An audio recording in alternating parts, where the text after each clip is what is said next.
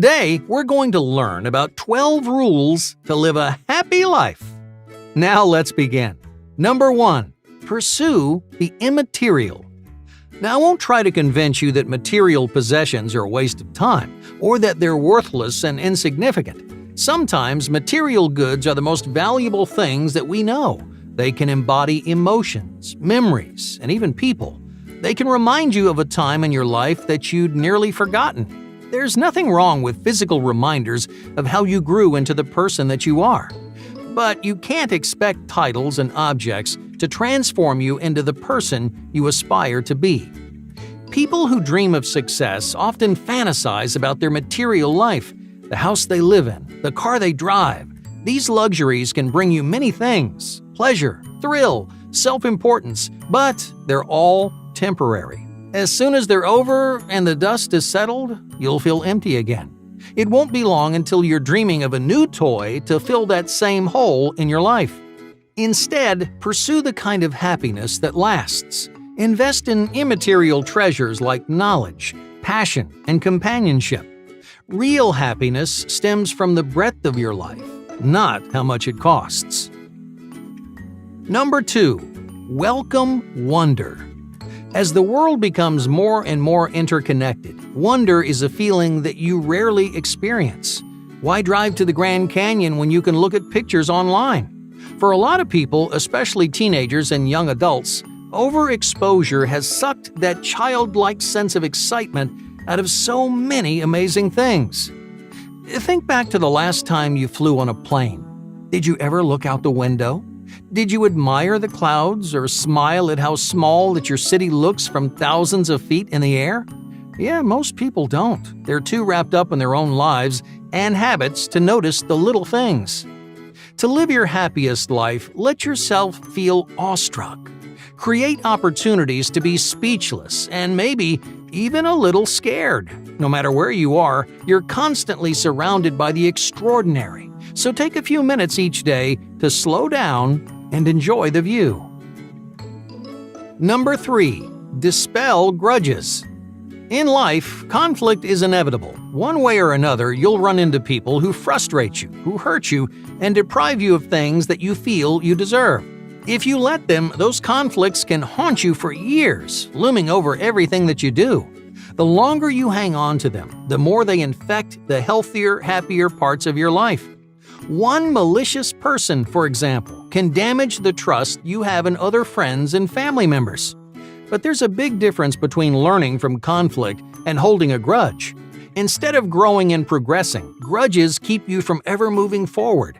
No matter what conflicts you've experienced, you should practice forgiveness. Retain each lesson, but let go of that lingering negativity. You'll live a much happier life without it. Number 4. Expose weakness. You are your biggest critic. Most of us could list a dozen things we wish we could change about ourselves, but we don't want anybody else to know it. In fact, many of us surround ourselves with people who only really know our strengths. Not only is this difficult to maintain, it's also extremely lonely. You can find happiness by exposing your flaws, unearthing the weaknesses that every person on the planet has in spades. When you find someone you can trust, don't hesitate to open up and encourage them to do the same. Some people think vulnerability means telling a sob story to get attention, but it's really about connecting with someone on a deeper level, feeling like there's someone in the world who accepts who you are without your social masks. As you make more and more connections, you'll grow to accept yourself too, flaws and all. Number 5. Manage limits. The vast majority of people don't set aside enough time for self-care. To live a happier life, you have to know your limits. You can't pursue your goals and make memories all day, every day. The truth is, you only have so much energy to give. So when you find yourself running on empty, make time to relax and rejuvenate. Try not to overexert yourself if you don't have to. When it comes to physical and mental health, you need to prioritize yourself. Make time to diminish stress, check your habits, and enjoy your personal passions. Without self-care, you'll find yourself feeling drained and uninterested. Even if you're doing all kinds of exciting things, you won't have the energy to invest like you normally do. It's like sabotaging your own experiences. A lack of self-care also damages your relationships. To keep your friendships strong, you need space. Both you and your friend should take time apart. Otherwise, you'll start to get sick of each other, and the relationship will suffer in the long run. So if you're feeling exhausted, don't pressure yourself to power through. Pay attention to your limits and set aside plenty of time to recharge your batteries. Number 6. Restful empathy. Loneliness can feel like an endless maze. The moment you start making progress, you run into a wall and have to start all over again. But a recent study found that bad sleeping habits make you even lonelier. Why? Because your brain closes itself off when it's tired. It rejects, it puts up emotional walls, and it struggles with empathy. So, if you want to feel happier, make sure you're getting enough sleep. It's not a foolproof cure, but it will keep your loneliness at bay. Number 7. Surrender control. Some of the best things in life happen out of the blue. A complete stranger might become one of your closest friends. You might accidentally stumble upon an ad for your dream job. The element of surprise will always play an important role in your life. The most random experiences can bring more excitement, novelty, and happiness than anything you could ever plan. So stop trying to control every teeny tiny thing that happens to you. Some certainty and stability is nice, but too much can trap you inside a bubble. It'll keep you from stepping outside your comfort zone. Instead, you should expand your horizons by leaving room for the unexpected. Number 8. Embrace mistakes. Being right, it's overrated. It sounds good and it can make you feel good, but embracing your mistakes is much more important than being right.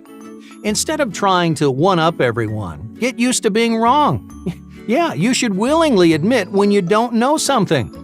Uncertainty isn't anything to be scared of. This change will make you a more enjoyable person to talk to while leaving you feeling open and self-assured. Number 9. Practice patience. When you're excited about achieving a goal or revamping your self-image, the last thing you want to do is wait. It's frustrating to find out that your dreams are months or even years away, but the best ones usually are. So, how do you avoid feeling restless and unsatisfied? It's crucial that you practice patience on a daily basis. That means learning how to bide your time without letting your motivation slip.